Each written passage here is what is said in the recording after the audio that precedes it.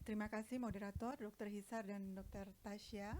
Ya, tentunya saya juga mengucapkan banyak terima kasih atas undangan kami dari Mata ya, dari kami dari bagian Mata FKUI RSCM. Tentu kami berterima kasih banyak atas undangan pada siang hari ini, Dr. Dani dan tim karena kerja sama kami selama ini ya. Mungkin 10 tahun lebih ya, Dr. Dani ya, kita sudah melakukan kolaborasi tindakan,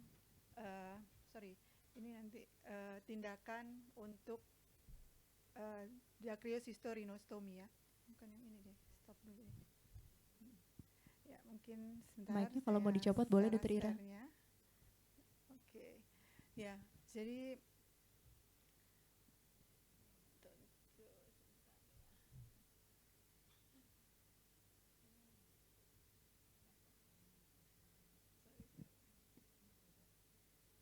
biasa tadi udah dibuka terus sekarang jadi lupa lagi ya. Di sini.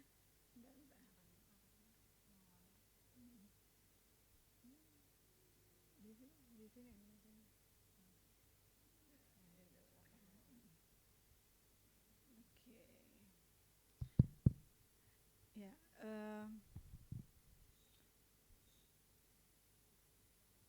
oke. Ya, jadi sedikit mungkin saya membicara tentang endoskopi DCR ya, dacryocystorynostomy. Tentu DCR ini dilakukan pada kasus-kasus di mana terjadi obstruksi ductus nasolacrimal yang tujuannya adalah membuat connecting antara sakus lakrimal dengan rongga hidung. Karena daerah duktusnya sudah ada tersumbatan, kita tahu bahwa duktus itu adalah saluran yang sangat sempit sehingga tidak memungkinkan atau sulit sekali nanti kalau kita melakukan anastomosis membuka duktusnya, namun dengan cara kita melakukan connecting antara sakus lakrimal dan rongga hidung, tentu kita akan memperbaiki drainase dalam sistem ekskresi nasi lakrimal. Kita tahu sebetulnya DCR ini kita bagi antara yang eksternal dan endoskopi. Dan sukses rate eksternal endoskopi itu 80-95%. Pada tahun sedikit sejarah mungkin ya, dari 1904 itu pertama kali Totti dan Dupuy beliau memproklamirkan tentang eksternal DCR ini.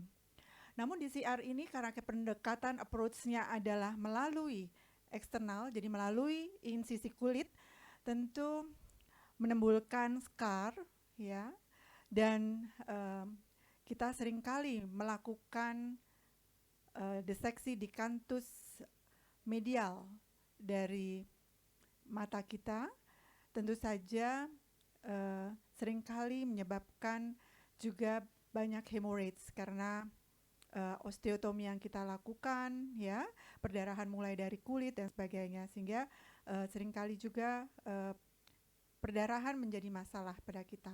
Kalau kita bicara sejarah mulai dari evolusi sedikit mungkin, sebetulnya tentang endoskopi ini udah sering atau pertama kali malah dilakukan pada tindakan obstruksi ductus nasolacrimal. Tapi rupanya pada tahun 1893 waktu pertama kali dimulai itu kesuksesannya pun tidak baik ya. Para surgeon tentu mengalami banyak kesulitan ya. Dengan begitu maka pada tahun 1904 tadi lebih populer dilakukan tindakan eksternal DCR. Kemudian di tahun 80 kita tahu bahwa membuat anastomosis tadi seringkali juga menyebabkan fibrosis dari jaringan soft tissue-nya maupun osteotomi yang kita lakukan terbentuk kalus, maka orang melakukan atau membuat stent yang diproklamirkan dari 1980 menggunakan silikon tube yang inert ya, yang kita bisa taruh di sana sampai dengan healing proses dari anastomosis tadi menjadi baik ya. Kemudian orang tentu namanya ilmuwan nggak bosan-bosan ya, mencari lagi kenapa waktu lalu itu endoskopi tidak populer, tidak banyak berhasil. Maka orang itu selalu ingin melakukan surgery itu kalau bisa non-invasif, terus kemudian tidak menimbulkan luka yang besar. Maka small incision itu pilihannya. Kalau kami di mata mungkin operasi katarak dulu insisinya besar, sekarang makin lama makin kecil. Karena kita ingin mobilisasi pasien lebih cepat. Begitu juga orang ingin mempelajari endoskopi. Jadi kami di mata tentu juga ingin mempelajari endoskopi tadi.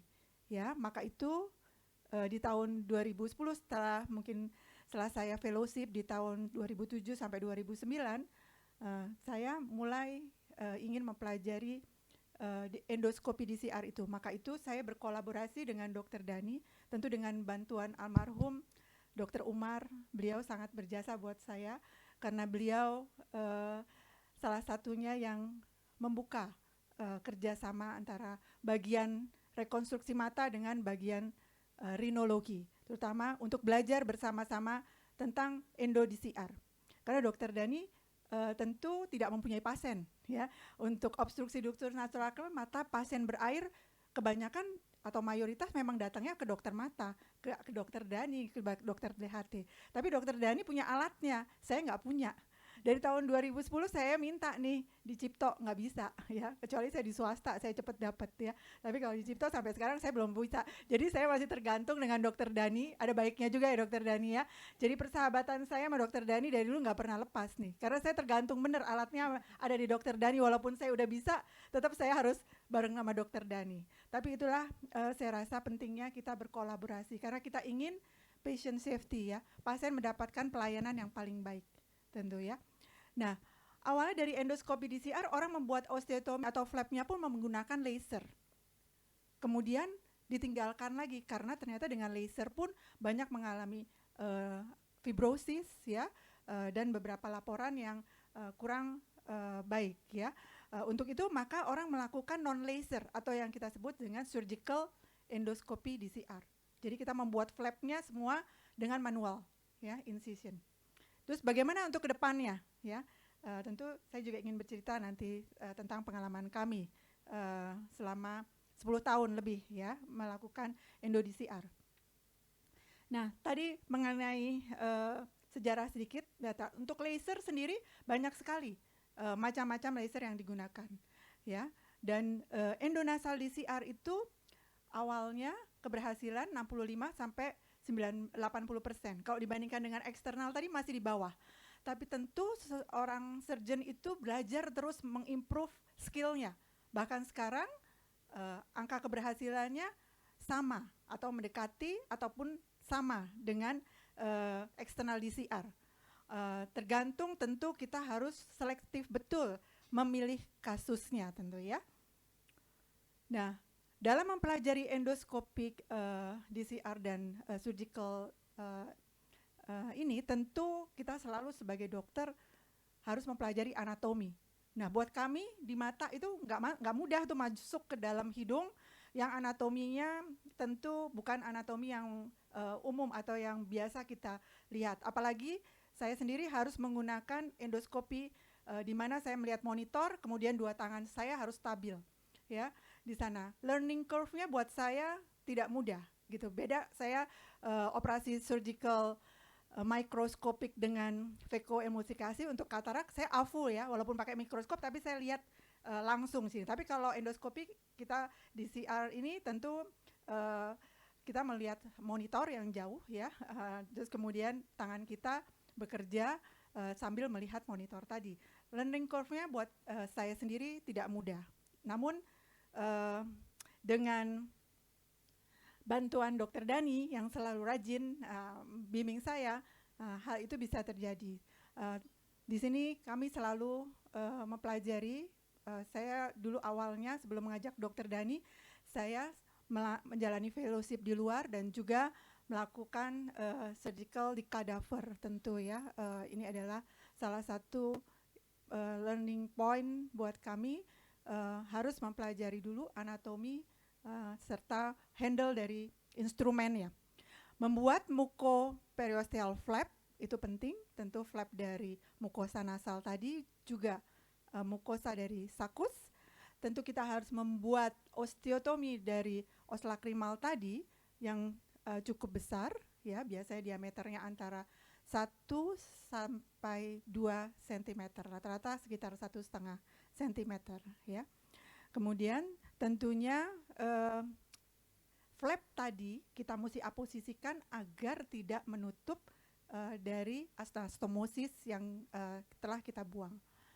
Mempelajari tentang drainase sistem ekskresi, kita tahu dari mulai punctum di sini ya, kalau bola mata kita ya ada canaliculus superior dan inferior bertemu dengan communis, kemudian masuk ke dalam rongga sakus, masuk ke ductus dan keluar ke meatus internus di concha inferior, ya.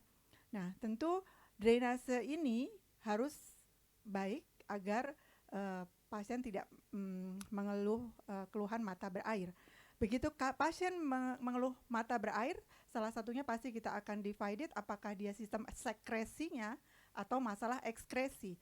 Kalau masalah ekskresinya tentu kita harus tahu mulai dari punctum sampai dengan meatus. Apa yang membuat blokade atau hambatan tadi? Ataukah dia hanya gangguan fungsi di mana pompa dari salurannya saja yang tidak? Biasa dengan melakukan irigasi tes, dengan anel tes kita irigasi, kalau dia ada sumbatan tentu ada reflux cairan yang keluar dari sakus ke punctum, ya. Dan biasanya kita lanjutkan untuk pemeriksaan lanjutan, ya, dakriocystografi, atau kita lakukan juga CT DCG. Jadi kita melakukan CT scan juga melihat DCG-nya, arah dari sistem ekskresi terhadap tulang-tulang sinus paranasal yang lain. Saya rasa untuk ini nanti Dokter Dani akan memberikan lagi tentang anatominya. Saya rasa buat para dokter THT apapun rinologi tentu bukan suatu yang aneh gitu ya. Buat kami di mata itu yang aneh gitu ya. Jadi saya perlu belajar banyak nih kalau udah lihat ke rongga hidung gitu ya. Nah, biasanya untuk mempermudah lagi kita bisa melakukan menggunakan probe, ya, center yang kita masukkan melalui punctum. Dengan di situ kita bisa masukkan, kita bisa tahu arah dari sakus kita masuk ke dalam rongga hidung. Itu akan lebih mudah mungkin ya. Beberapa kasus mungkin dengan kesulitan anatomi dari sistem ekskresi lakrimal itu kadangkala kita perlu alat bantu seperti ini. Tapi buat anatomi yang memang common ya, yang normal ya, itu biasanya kita tidak ada kesulitan. Setinggi concha medial, biasanya kurang lebih 8 mm extension lagi, itu tinggi fundus dari sakus lakrimal itu pasti ketemu. Tapi ternyata di dalam anatomi kita kenyataannya tidak 100% seperti itu. Ada kasus-kasus yang mengalami variasi-variasi tertentu ya. Dan itu kadang-kadang buat kita juga surprise ya waktu operasi ya. Tapi kita tahu sebagai dokter nggak ada tuh semua orang yang konstruksinya sama ya. Jadi hal-hal tersebut udah kita pikirkan juga ya.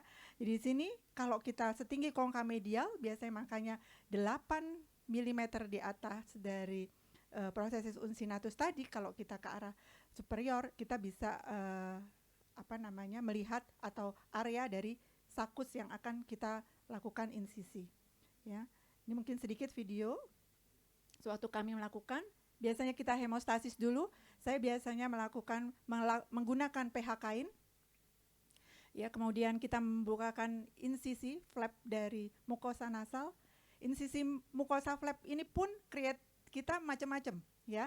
Mulai dari yang bentuknya U-shape ya, dengan flap itu di atas, kemudian kita buat lagi di bawah. Itu gunanya ya, kalau kita sebagai researchers juga akhirnya kita bisa meng-create sesuatu dari operasi kita supaya hasilnya juga baik ya.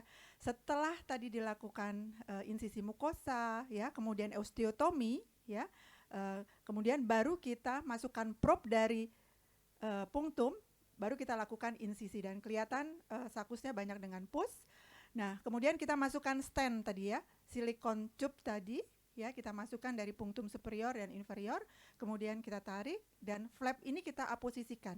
Jadi flap dari mukosa sakusnya kita elevasi, kemudian baru ditutup dengan flap dari mukosa nasalnya agar dia terjadi bridging ya, epitelisasinya menjadi sempurna dan tidak menutup ke dalam rongga yang tadi kita anastomosis yang telah kita buat. Ini adalah salah satu perbedaan melakukan endoskopi dengan laser ya, dengan menggunakan juga surgical ya. Tadi saya katakan bahwa endoskopi dengan laser ini semula orang berpikiran bahwa ingin hasilnya lebih bagus, kemudian hemostasisnya juga bagus karena sifat dari laser itu tadi tidak hanya memotong, melakukan osteotomi, tetapi juga bisa melakukan koagulasi sekaligus. Jadi orang berpikiran seperti itu, hasilnya kemungkinan lebih baik daripada yang surgical. Kita tahu banyak macam laser, di mana ada yang hanya untuk memotong saja, dan ada yang untuk osteotomi saya katakan tadi, termasuk juga untuk koagulasi. Ya, bagaimana kalau dari kami lakukan literatur review, ya, systematic review, membandingkan endonasal DCR yang laser dengan yang eksternal DCR. Ternyata eksternal DCR jauh lebih baik hasilnya untuk efektif dan efisiensinya. Keberhasilannya jauh lebih tinggi dibandingkan dengan yang endonasal laser DCR. Ya, dan katakanlah peneliti lain, Mirza mengatakan higher complication menggunakan laser, semacam fibrosis, granulasi, osteometer tutup lagi, ya, sehingga orang melakukan dengan teknik tadi saya katakan surgical endo DCR. Dan bagaimana orang meng-compare antara non-laser endoskopi DCR dengan eksternal. Ternyata keberhasilannya hampir sama antara yang non-laser dengan yang eksternal DCR. Jadi eksternal DCR itu sebagai sebetulnya gold standard terapi untuk DCR awalnya ya. Namun dengan perkembangan teknologi tentu kita lihat bahwa ini makin baik hasilnya ya. Dan membandingkan dengan endonasal dengan yang laser dengan non laser, yang non laser tentu lebih baik dibandingkan dengan yang laser. Ya, endo DCR mempunyai keuntungan tadi tidak ada scar yang terbentuk, tentu operasi time-nya kita harapkan lebih cepat ya, dan less traumatic. Dan kita seringkali melakukan pada pasien-pasien muda ya, kalau yang mengalami obstruksi, karena dia tidak ingin adanya luka di daerah wajahnya, maka endoskopi DCR menjadi salah satu pilihannya yang kita bisa melakukan sekaligus simultaneous pada kedua mata dengan hasil yang cukup baik ya. Nah, tentu juga mempunyai disadvantages ya. Kita tahu harganya cukup mahal ya, dan difficult buat kami untuk mempelajari tentang anatominya. Namun dengan learning curve yang baik, saya rasa hal ini bisa diatasi. Contraindication-nya tentu pada kasus-kasus obstruksi yang disebabkan oleh neoplasma atau pada kasus-kasus trauma congenital, itu bukan suatu pilihan untuk melakukan endoscopic DCR endonasal. Nah, namun kami melakukan biasanya guided, biasanya combine ya Dokter Dania. Pada kasus-kasus tersebut saya biasanya karena approach untuk eksternal pun juga kadang sulit, anatominya itu tidak berhadapan langsung antara mukosa sakus dengan mukosa nasal, sehingga kita seringkali melakukan combine approach ya. Jadi saya dari eksternal dan Dokter Dani juga melakukan melalui internal. Ini ada satu pasien, mungkin kami mempunyai pasien bayi, anak-anak ya. Waktu lahir dia ada benjolan di sekitar kantus medialnya kedua mata. Pada waktu itu kita anjurkan untuk massage, sekarang paling sering obstruksi pada anak-anak disebabkan oleh membran Hasner yang masih paten ya, dia tidak terbuka. Nah, setelah 3 minggu ternyata yang kanan resolve, yang kiri masih terus membesar ya. 4 minggu setelah diobati konservatif oleh teman kami di bagian pediatrik anak, mata ternyata masih terus berjalan dan kami rencanakan untuk melakukan CT scan ya. Dan di CT scan ini kita lihat memang masanya cukup besar ya.